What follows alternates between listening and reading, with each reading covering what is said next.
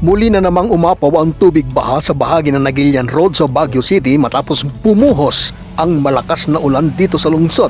Sa video na kuha ni Rael Kevin Yesan, makikita ang mataas na tubig baha na naipon sa kalsada dahilan kaya hindi makatawid ang mga maliliit na sasakyan. Ayon sa Pag-asa Baguio, epekto ito ng bagyong Inday at Habagat.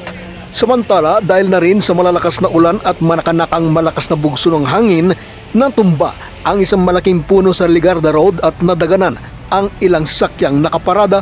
Agad namang naisagawa ang clearing operation sa lugar para hindi makaabala sa mga nagdaraang mga tao at sasakyan. Wala namang naiulat na casualty sa naturang insidente. Nagkaroon din ng bagyang pagtigil sa daloy ng trapiko sa Cannon Road matapos ding humambalang ang natumbang malaking puno sa gitna ng kalsada bunsod ng malakas na ulan.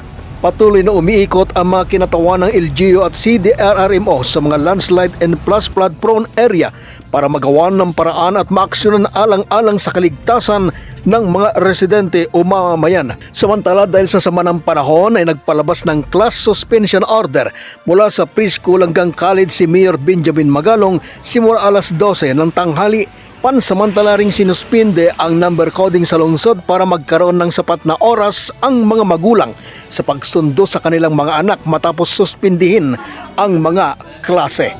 Mula sa Baguio City, Freddy Roluda para sa Mata ng Agila, Northern Luzon. Matatag, matapang, matapat.